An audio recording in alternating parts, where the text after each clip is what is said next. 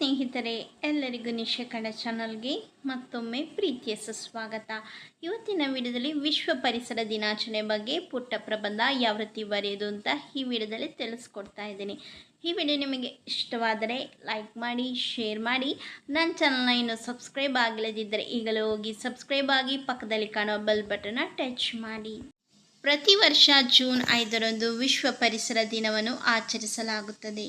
ಇದನ್ನು 1973ರಲ್ಲಿ ವಿಶ್ವಸಂಸ್ಥೆಯ ಮಾನವ ಪರಿಸರ ಕುರಿತ ಸಮ್ಮೇಳನದಿಂದ ಪ್ರೇರಿತರಾಗಿ ಆಚರಿಸಲಾಯಿತು. ಪರಿಸರ ಮತ್ತು ಪರಿಸರ ಸಮಸ್ಯೆಗಳ ಅರಿವನ್ನು ಉತ್ತೇಜಿಸಲು ಇದನ್ನು ಪ್ರತಿ ವರ್ಷ ಹೊಸ ವಿಷಯದೊಂದಿಗೆ ಆಚರಿಸಲಾಗುತ್ತದೆ.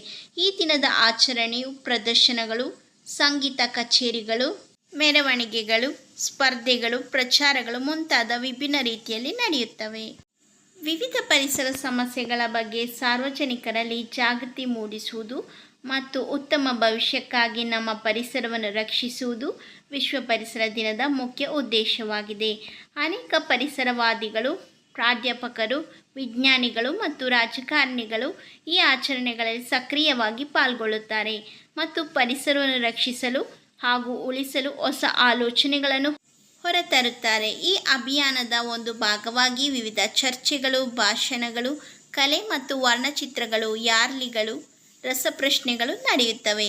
ಅನೇಕ ಶಾಲೆಗಳು, ಕಾಲೇಜುಗಳು ಮತ್ತು ಕಚೇರಿಗಳು ಸಹ ಸ್ಪರ್ಧೆಗಳು, ಮರಗಳನ್ನು ನೆಡುವುದು, ಸಾರ್ವಜನಿಕ ಸ್ಥಳಗಳನ್ನು ಸ್ವಚ್ಛಗೊಳಿಸುವುದು, ಮರುಬಳಕೆ ಮಾಡುವುದು, ಜಾಗತಿಕ ತಾಪಮಾನ ಏರಿಕೆ ಇತ್ಯಾದಿಗಳಲ್ಲಿ ಭಾಗವಹಿಸುವ ಮೂಲಕ ಆಚರಣೆಯನ್ನು ಮಾಡಲಾಗುತ್ತದೆ.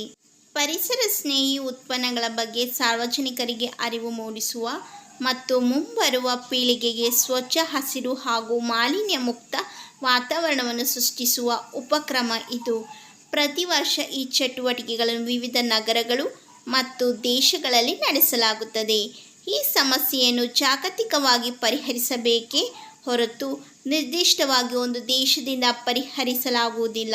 ಆಚರಣೆಗಳ ಭಾಗವಾಗಿ ಅಂತಾರಾಷ್ಟ್ರೀಯ ಪ್ರದರ್ಶನಗಳು ಸಹ ನಡೆಯುತ್ತವೆ.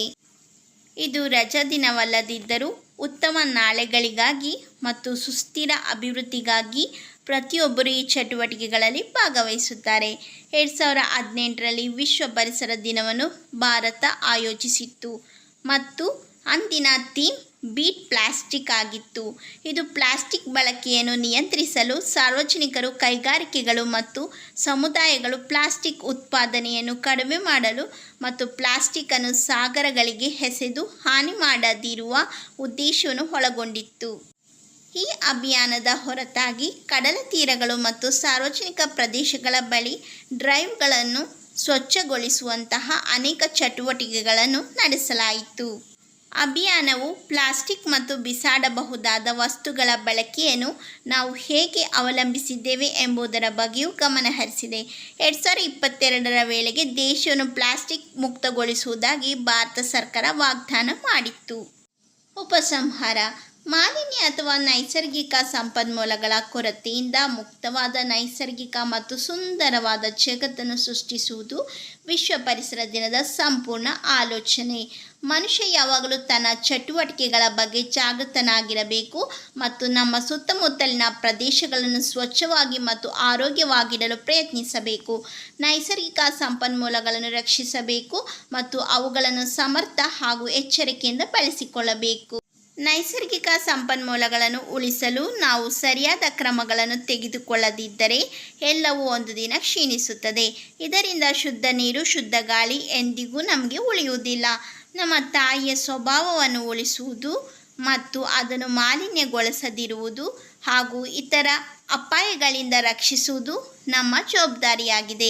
ಇದು ಆರೋಗ್ಯಕರ ಭವಿಷ್ಯ ಮತ್ತು ಆರೋಗ್ಯಕರ ಜೀವನಕ್ಕೆ ನಮ್ಮನ್ನು ಕರೆದೊಯ್ಯುತ್ತದೆ.